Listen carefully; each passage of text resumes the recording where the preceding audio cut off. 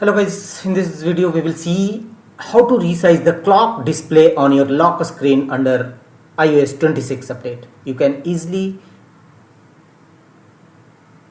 change your clock size of your lock screen. Long press on your home screen, blank space, and long press anywhere on the lock screen, then tap customize.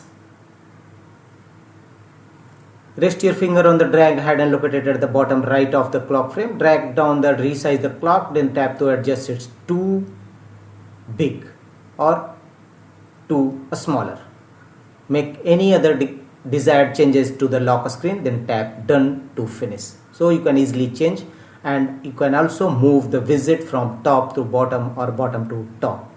So finally tap on done and your clock size will accordingly changed, resized. After iOS 26 update, Apple has introduced this feature, and you can easily resize your iPhone lock screen clock size.